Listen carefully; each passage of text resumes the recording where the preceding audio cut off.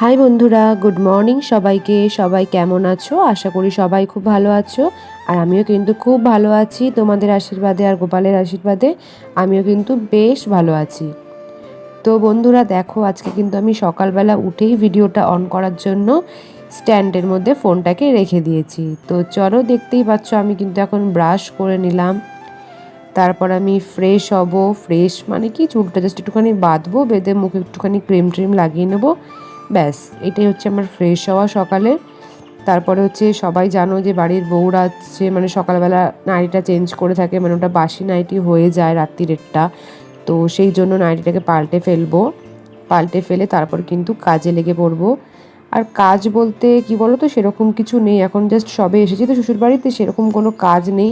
মানে নিজের ঘরটাকে গুছাচ্ছি, আর এই ঘর ঝাড় দেওয়া, ঘর মোছা, মেয়ের জামা কাপড় কাচা, আমাদের জামা কাপড় কাচা, ব্যাস এইসবই চলছে আপাতত। রান্নাবান্নার দিকে এখনও পর্যন্ত আমি নেই, শাশুড়ি সবটা করছে।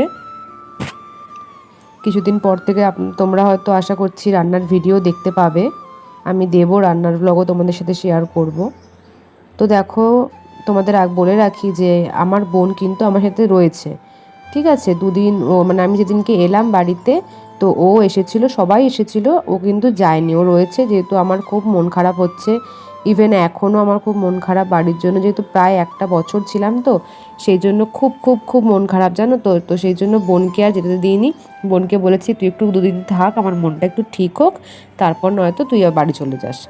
তো দেখো, সেই জন্য আমার বোনের জন্য আর আমার জন্য একটু হরলিক্স বানিয়ে নিচ্ছে। আমি চা খাই না, আমার বোনও খায় না, তো দুজনের জন্য হরলিক্স বানিয়ে নিচ্ছে। আমার বোন হরলিক্সও খেতে চাইছিল না, তো জোর করেই বানিয়েছি।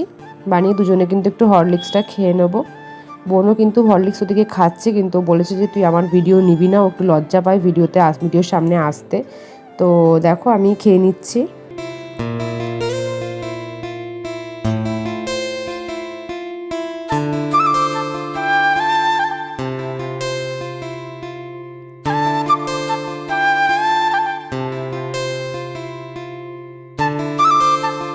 তো বন্ধুরা, বাসি বিছনাটাকে তুলে ফেলেছি।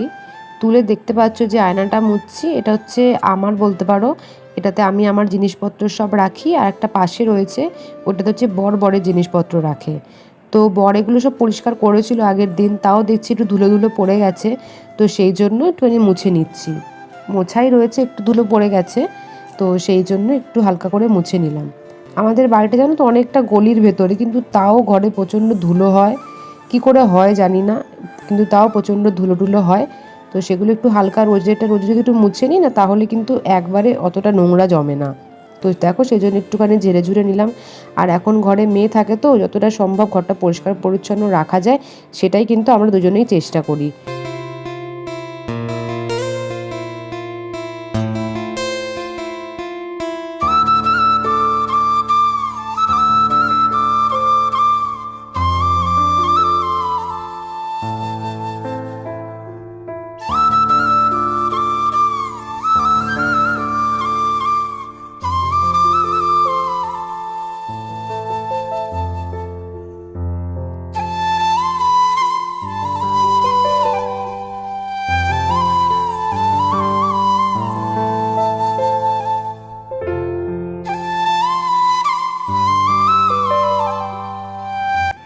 এই যে দুখানা ব্যাগ দেখতে পাচ্ছ ঝুলছে, একটা লাল কালারের, একটা হচ্ছে কালো কালারের। এই দুখানা ব্যাগও আগের দিন আমি ধুয়ে দিয়েছিলাম। তার কারণ এই দুখানা ব্যাগ আমি আরও ব্যাগ নিয়ে বাপের বাড়ি যেহেতু গেছিলাম, মানে ব্যাগগুলো না বাপের বাড়িতে রাখা ছিল, জামা কাপড় সমেতই বাইরেই রাখা ছিল, ওটাকে না আলমারির মধ্যে রাখা ছিল না। তো সেই জন্য অনেক নোংরা হয়ে গেছিলো। তো ভাবলাম যে আলমারি তোলার আগে একবার ধুয়ে নিই, তো সেই জন্য একটুখানি ধুয়ে নিয়েছিলাম। আর ধুয়ে ছাদে মেলে দিয়েছিলাম, খুব তাড়াতাড়ি শুকিয়েও গেছিলো। যেহেতু এখন বেশ ভালোই রোদ্দুরটা উঠছে, তো সেজন্য বেশি সময় লাগেনি, শুকিয়েও গেছে। তো দেখো বন্ধুরা, আবার ঘরটা ঝাড় দিয়ে নিচ্ছি। ঘরগুলো ঝাড় দিয়ে নিয়ে ঘরটা মুছে নেব। তো তোমরা ভিডিওটা দেখতে থাকো, কেউ স্কিপ করো না।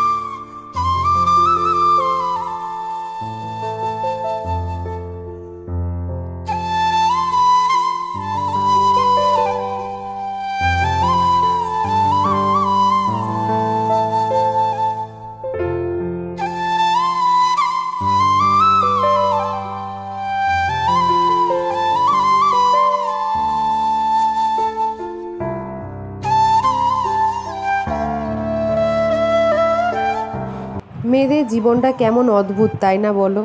সারাদিন কিন্তু সেই কাজ কর্ম এইসব নিয়েই কিন্তু চলে। নিজেদের কিন্তু অনেক ইচ্ছে, অনেক কিছুই থাকে, তাই না? কিন্তু সবাই কিন্তু সেটা একদমই পূরণ করতে পারে না। সংসার বাচ্চা কাচ্চা সামলে সবসময় সব ইচ্ছেটা পূরণ করা সম্ভবও হয়ে ওঠে না। তো মেয়েদের জীবনটা কিন্তু খুবই অদ্ভুত, বলো তাই না? সারাদিন এই ঘর মোছা, ঘর ঝাড় দেওয়া, রান্না বান্না, বাচ্চা সামলানো, এই করেই কিন্তু মেয়েদের জীবনটা কেটে যায়। মেয়েদেরও কিন্তু অনেক শখ আহ্লাদ অনেক কিছুই থাকে, কিন্তু সব শখ আহ্লাদ কিন্তু মেয়েদের পূরণ হয় না।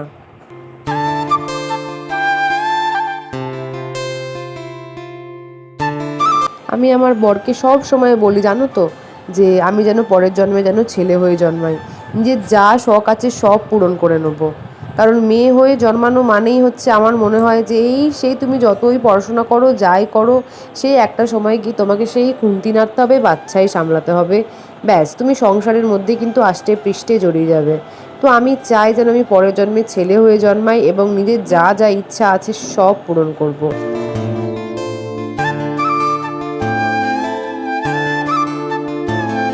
তো অনেক বকবক করে ফেললাম। এই বকবক করতে করতে দেখো আমার কিন্তু জামা কাপড় কাচাও হয়ে গেছে, শাশুড়ি ওইদিকে লুচি করে ফেলেছে, দেখতেই পেলে তোমরা। আর আমি ছাদে চলে এসেছি, এখন জামা কাপড়গুলো ঝপঝপ করে মেলে দেবো।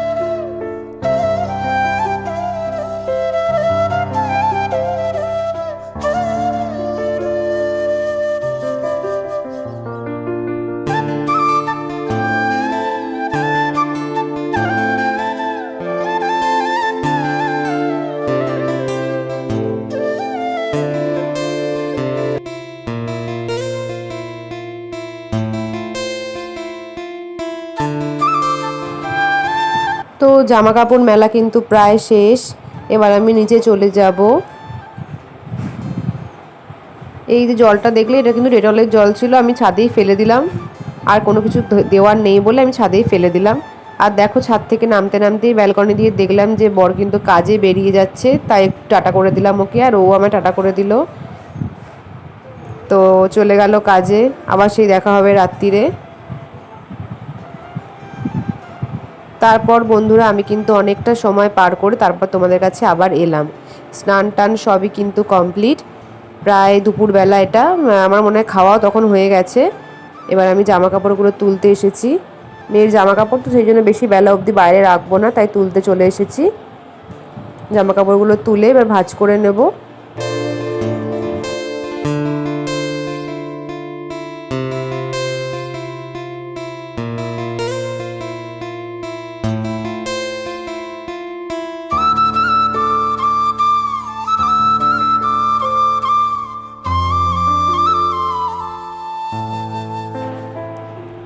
তো চলো বন্ধুরা, ভিডিওটাকে আর বড় করলাম না, আজ এই অবধিই রইলো। পরের দিন আবার তাড়াতাড়ি চলে আসবো তোমাদের সাথে ব্লগ ভিডিও নিয়ে। ততক্ষণ তোমরা সবাই খুব ভালো থেকো, আমিও খুব ভালো থাকবো। আর আমার ব্লগটা তোমাদের কেমন লাগলো অবশ্যই তোমরা কমেন্ট করে জানিও। আর তোমরা কেমন ব্লগ দেখতে চাও সেটাও আমায় কিন্তু কমেন্ট করে জানিও। তো চলো বন্ধুরা, টাটা, সবাই খুব ভালো থেকো।